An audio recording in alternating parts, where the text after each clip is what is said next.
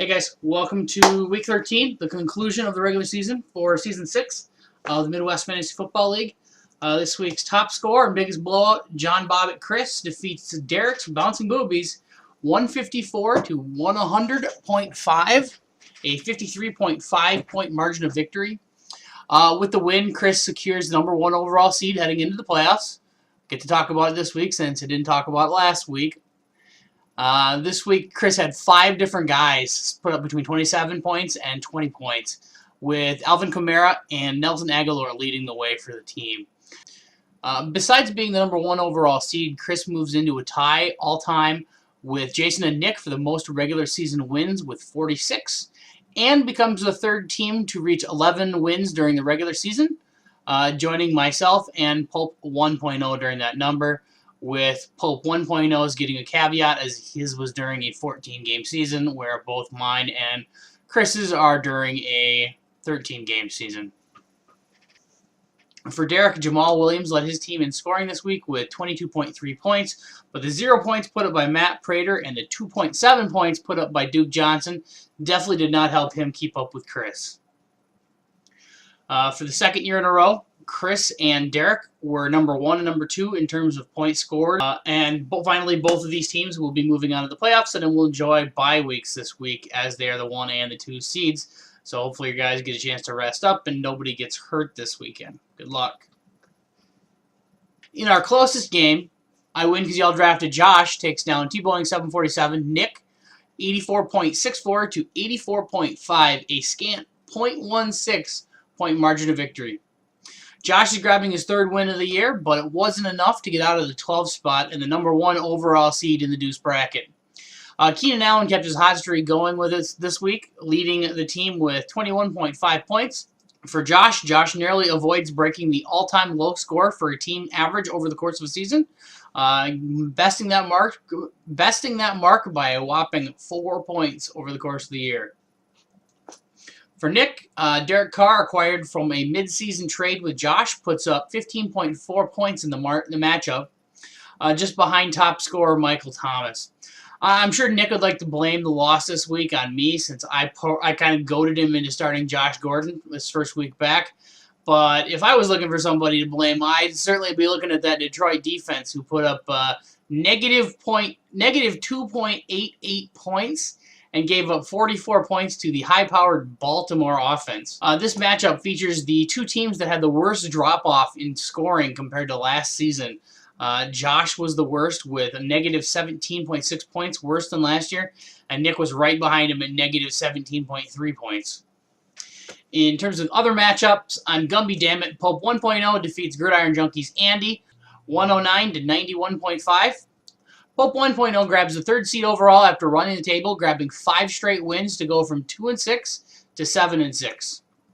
Andy had the biggest increase of points scored over last year, improving by 7.88 points scored per game, despite finishing with 1 fewer win. Rough scheduling for you this year. Hopefully next year works a little better.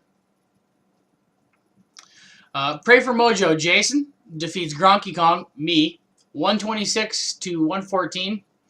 Unfortunately, I don't have any fun stats to talk about, so I actually have to talk about this matchup. In terms of the matchup, I featured the tight end position as 2 of the 3 highest scorers in this game.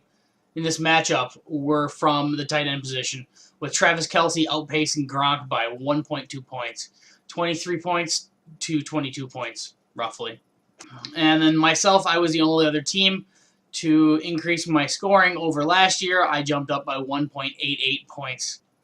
Dak Deuce Drew grabs the win over the second coming, Pope 2.0, 135 to 83.5. Despite the loss, Pope 2.0 only falls to the 5 seed and does not drop out of the playoff picture.